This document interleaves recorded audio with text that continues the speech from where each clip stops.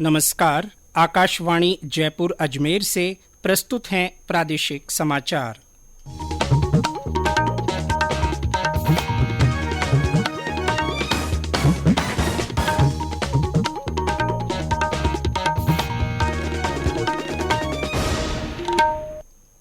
मुख्य समाचार। गुवाहाटी में सरसजई स्टेडियम में बिहू कलाकारों की विशाल प्रस्तुति। प्रधानमंत्री ने मेगा बिहू लोक नृत्य का अवलोकन किया। पूर्वोत्तर में ढांचागत विकास पर जोर। गृह मंत्री और भारतीय जनता पार्टी के वरिष्ठ नेता अमित शाह कल भरतपुर में बूथ संकल्प सम्मेलन को संबोधित करेंगे। रक्षा मंत्री राजनाथ सिंह कल एक दिन के दौरे पर उदयपुर आएंगे। जनार्दन राय नागर राजस्थान विद्यापीठ के दीक्षांत समारोह में शामिल होंगे। G20 के तहत महिला 20 की दूसरी अंतर्राष्ट्रीय बैठक संपन्न। रेल और कपड़ा राज्य मंत्री दर्शना जरदोश ने कहा, महिलाओं को सशक्त बनाना समय की जरूरत। और भारत रत्न बाबा साहेब डॉक्टर भीमराव अंबेडकर की 132वीं जयंती पर देश भर में विभिन्न कार्यक्रमों का आयोजन।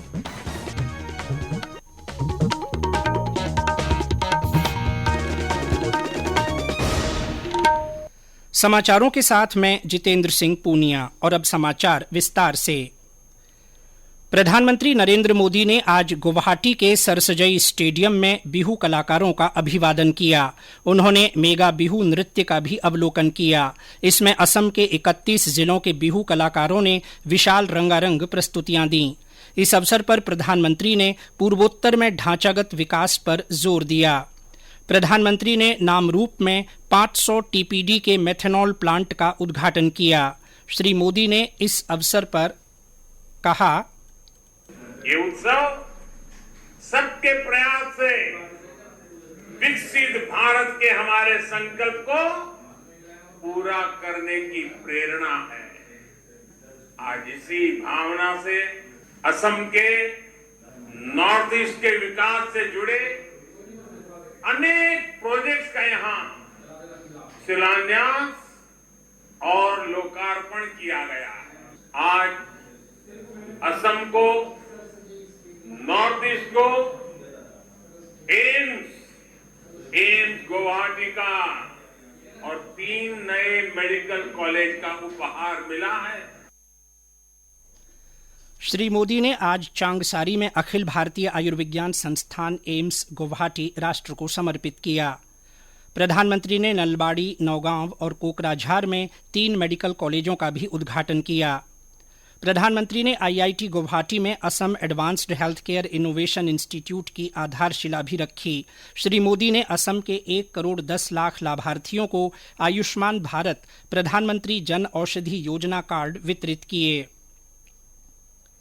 गृहमंत्री और भारतीय जनता पार्टी के वरिष्ठ नेता अमित शाह कल भरतपुर में बूथ संकल्प सम्मेलन को संबोधित करेंगे।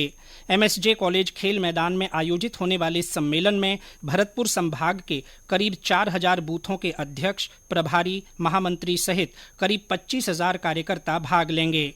बयाना सांसद रंजीता कोली ने श्री शाह के दौरे को देखते हुए कार्यकर्ताओं की बैठक ली। गृहमंत्री का दोपहर 1 बजे हेलीकॉप्टर से भरतपुर पहुंचने का कार्यक्रम है। रक्षा मंत्री राजनाथ सिंह एक दिन के दौरे पर कल उदयपुर आएंगे। श्री सिंह जनार्दन राय नागर राजस्थान विद्यापीठ के 16वें दीक्षांत समारोह में मुख्य अतिथि के रूप में शामिल होंगे। श्री सिंह विद्यापीठ के स्टेडियम पैवेलियन का उद्घाटन और महाराणा प्रताप की प्रतिमा का अनावरण करेंगे। रक्षा मंत्री सुबह 10:20 पर उदयपुर पहुंचेंगे और दोपहर 12:45 पर दिल्ली के लिए प्रस्थान करेंगे। G20 के तहत महिला 20 की दूसरी अंतर्राष्ट्रीय बैठक आज संपन्न हो गई। बैठक के दूसरे और अंतिम दिन ग्रास रूट लीडरशिप तथा एंटरप्रेन्योरशिप पर सत्र आयोजित हुआ। सत्र को रेल और कपड़ा राज्य मंत्री दर्शना जरदोश ने भी संबोधित किया। अपने संबोधन में श्रीमती जरदोश ने कहा कि महिलाओं को आर्थिक, सामाजिक और राजनीतिक रूप से सशक्त बनाना समय की जरूरत है। उन्होंने विगत वर्षों में केंद्र सरकार की ओर से उठाए गए कदमों के बारे में भी विस्तार से चर्चा की। बैठक के बाद मीडिया से बातचीत में श्रीमती जरदोश ने कहा कि महिलाओं को उद्यम से जोड़ना समय की जरूरत है और सरकार इस पर विशेष ध्यान दे रही है। आज महिलाओं के लिए अवसर निरंतर बढ़ते जा रहे हैं। ग्रास रूट पे काम करने वाली महिला या तो लोकल सेल्फ गवर्नमेंट में काम करती है, सरकार में है, या तो घर पे बैठ के काम करती है, उनको कैसे एम्पावर किया जाए। और इसमें की बहुत सारी योजना है जिसमें उनको ट्रेनिंग मिलती है, उनको सपोर्ट मिलता है, फाइनेंशियल सपोर्ट मिलता है, मार्केटिंग जेम्स पोर्टल से हम जोड़ रहे हैं। रेलवेज में इतनी सारी महिला काम कर रही है, इंजीनियरिंग सेक्टर में, टेक्निकल सेक्टर में, जो आत्मनिर्भर भारत की ओर आगे बढ़ते हुए भारत की जो एक छवि है जिसमें महिला का योगदान भी इतना ही है, इसके लिए W20 में ये बहुत अच्छा आयोजन किया गया। वित्त मंत्री निर्मला सीतारामन ने कहा है कि क्रिप्टो परिसंपत्तियों के वैश्विक स्तर पर नीतिगत फैसले लेने आवश्यक हैं, क्योंकि इससे उभरती और विकसित दोनों अर्थव्यवस्थाएं प्रभावित हो सकती हैं। वॉशिंगटन डीसी में भारत की G20 की अध्यक्षता के अंतर्गत G20 वित्त मंत्रियों और सेंट्रल बैंक के गवर्नरों की दूसरी बैठक के समापन पर उन्होंने मीडिया को जानकारी देते हुए ये बात कही। ये बैठक अंतर्राष्ट्रीय मुद्रा कोष और विश्व बैंक समूह की 2023 की स्प्रिंग बैठकों से अलग इस महीने की 12 और 13 तारीख को आयोजित की गई थी। श्रीमती सीतारामन ने बैठक के संभावित परिणामों पर बताया कि वित्त मंत्रियों और सेंट्रल बैंक के गवर्नरों ने कम और मध्यम आय वाले देशों में ऋण के बढ़ते दबाव को स्वीकार किया और इससे निपटने के लिए बहुपक्षीय समन्वय को सशक्त बनाने की आवश्यकता पर जोर दिया। ये बैठक वैश्विक अर्थव्यवस्था, अंतर्राष्ट्रीय वित्तीय तंत्र, सतत वित्त, वित्तीय क्षेत्र, वित्तीय समावेशन और अंतर्राष्ट्रीय कराधान विषयों पर 3 सत्रों में आयोजित की गई थी। ये समाचार आकाशवाणी जयपुर अजमेर से प्रसारित किए जा रहे हैं। समाचार बुलेटिन में आपका फिर स्वागत है। प्रधानमंत्री नरेंद्र मोदी ने देशवासियों से दूरदर्शन के नेशनल चैनल पर धरोहर भारत की कार्यक्रम देखने की अपील की है। ये कार्यक्रम डीडी नेशनल चैनल पर आज और कल रात 8 बजे प्रसारित किया जाएगा। एक ट्वीट में प्रधानमंत्री ने कहा कि यह वृत्तचित्र भारत की समृद्ध सांस्कृतिक विरासत और आजादी के लिए अपना सर्वस्व बलिदान करने वाले स्वतंत्रता सेनानियों को श्रद्धांजलि है। उन्होंने सैनिकों की वीरता को भी याद किया। भारत रत्न बाबा साहेब भीमराव अंबेडकर की 132वीं जयंती पर आज देश भर में विभिन्न कार्यक्रमों का आयोजन किया गया। राष्ट्रपति द्रौपदी मुर्मू, उपराष्ट्रपति जगदीप धनखड़, प्रधानमंत्री नरेंद्र मोदी और लोकसभा अध्यक्ष ओम बिड़ला ने संसद भवन में डॉक्टर अंबेडकर की प्रतिमा पर पुष्पांजलि अर्पित की। इस अवसर पर राष्ट्रपति ने कहा कि डॉक्टर भीमराव अंबेडकर का वंचित समुदायों को समाज की मुख्य धारा में लाने का मूल मंत्र था, शिक्षित और संगठित होकर संघर्ष करो, जो हमेशा प्रासंगिक रहेगा। उपराष्ट्रपति ने डॉक्टर भीमराव अंबेडकर को एक बौद्धिक, कानूनी दिग्गज, समाज सुधारक और सच्चे राष्ट्रवादी के रूप में याद किया। प्रधानमंत्री ने एक ट्वीट में डॉक्टर अंबेडकर को समाज के वंचित और शोषित वर्गों के सशक्तिकरण के लिए अपना जीवन समर्पित करने के लिए नमन किया। राज्यपाल कलराज मिश्र ने आज राजभवन में बाबा साहेब के चित्र पर पुष्प अर्पित कर संविधान निर्माण और देश के लिए उनके अविस्मरणीय योगदान को याद किया। मुख्यमंत्री अशोक गहलोत ने जयपुर के जवाहर कला केंद्र में डॉक्टर अंबेडकर के जीवन पर आधारित कला प्रदर्शनी का उद्घाटन किया। श्री गहलोत ने अंबेडकर सर्किल पर आयोजित कार्यक्रम में डॉक्टर भीमराव अंबेडकर की प्रतिमा पर पुष्पांजलि अर्पित की। बाड़मेर जिले के पचपदरा में केंद्रीय कृषि और किसान कल्याण राज्य मंत्री कैलाश चौधरी ने बाबा साहेब की प्रतिमा का अनावरण किया। इस अवसर पर श्री चौधरी ने समाज सेवा में योगदान देने वाले लोगों को सम्मानित भी किया। बीकानेर में अंबेडकर सर्किल पर बाबा साहेब की प्रतिमा पर शिक्षा मंत्री डॉक्टर बीडी कल्ला ने पुष्पांजलि अर्पित की। जोधपुर में जालौरी गेट से नागौरी गेट सर्किल तक रैली निकाली गई। चित्तौड़गढ़ में राज्य मंत्री सुरेंद्र सिंह जाड़ावत ने संविधान पार्क की शिलान्यास पट्टिका का अनावरण किया। नागौर के नेहरू उद्यान में डॉक्टर भीमराव अंबेडकर की अष्ट धातु से बनी आदमकद प्रतिमा का अनावरण किया। प्रतिमा अनावरण समारोह में नागौर के सांसद हनुमान बेनीवाल मुख्य अतिथि रहे। सीकर जिले के खाटूश्यामजी में सांसद सुमेधानंद सरस्वती और विधायक वीरेंद्र सिंह ने डॉक्टर अंबेडकर की मूर्ति का अनावरण किया। सवाईमाधोपुर, झालावाड़, श्रीगंगानगर, टोंक, अजमेर, चूरू, डूंगरपुर और बारां में भी डॉक्टर अंबेडकर की प्रतिमा पर माल्यार्पण कर उन्हें श्रद्धांजलि दी गई। डॉक्टर बीआर अंबेडकर की जयंती के अवसर पर पर्यटन मंत्री जी कृष्ण रेड्डी और सामाजिक न्याय और अधिकारिता मंत्री डॉक्टर वीरेंद्र कुमार ने आज दिल्ली के हजरत निजामुद्दीन रेलवे स्टेशन से भारत गौरव पर्यटक ट्रेन को झंडी दिखाकर रवाना किया।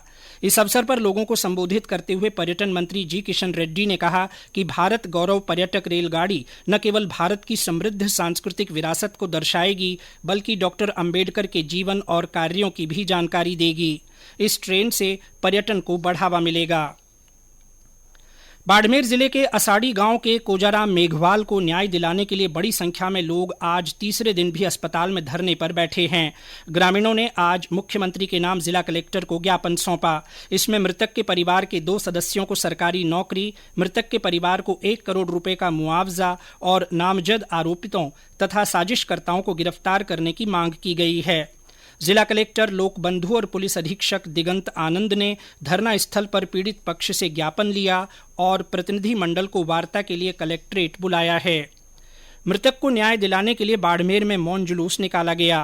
कोजाराम की 12 अप्रैल को मारपीट से मौत हो गई थी और उसका शव जिला अस्पताल की मोर्चरी में रखा हुआ है। पुलिस इस घटना को आपसी रंजिश बता रही है। भरतपुर जिले के घाटमिका निवासी 2 युवकों की मौत के मामले में पुलिस ने 2 आरोपियों को देहरादून के पास से गिरफ्तार किया है। इनको आज न्यायालय में पेश किया गया, जहां से उन्हें 10 दिन के पुलिस रिमांड पर भेज दिया गया। भरतपुर रेंज के पुलिस महानिरीक्षक गौरव श्रीवास्तव ने बताया कि 10-10 हजार रुपए के इनामी भिवानी निवासी मोनू राणा और गोगी को गिरफ्तार किया। एक आरोपी को पुलिस पहले ही गिरफ्तार कर चुकी है। प्रदेश में अधिकांश स्थानों पर अधिकतम तापमान 38 से 40 डिग्री सेल्सियस के बीच दर्ज किया जा रहा है। पिछले 24 घंटों में सर्वाधिक तापमान बाड़मेर में 41 डिग्री सेल्सियस दर्ज किया गया, जो औसत से 2 डिग्री सेल्सियस अधिक है। अगले 3-4 दिन ज्यादातर स्थानों पर मौसम शुष्क रहने तथा तापमान में 1 से 2 डिग्री सेल्सियस की बढ़ोतरी की संभावना है। एक नया पश्चिमी विक्षोभ 18 अप्रैल को सक्रिय होने से जोधपुर, बीकानेर, अजमेर संभाग और शेखावाटी क्षेत्र में 18-19 अप्रैल के दौरान मेघ गर्जन के साथ साथ कहीं कहीं आंधी और तेज हवा के साथ हल्की बारिश की संभावना है। और अंत में मुख्य समाचार एक बार फिर। गुवाहाटी के सरसजई स्टेडियम में बिहू कलाकारों ने विशाल प्रस्तुति दी। प्रधानमंत्री नरेंद्र मोदी ने कलाकारों का अभिवादन किया। गृह मंत्री और भारतीय जनता पार्टी के वरिष्ठ नेता अमित शाह कल भरतपुर में बूथ संकल्प सम्मेलन को संबोधित करेंगे। रक्षा मंत्री राजनाथ सिंह कल 1 दिन के दौरे पर उदयपुर आएंगे। जनार्दन राय नागर राजस्थान विद्यापीठ के दीक्षांत समारोह में शामिल होंगे।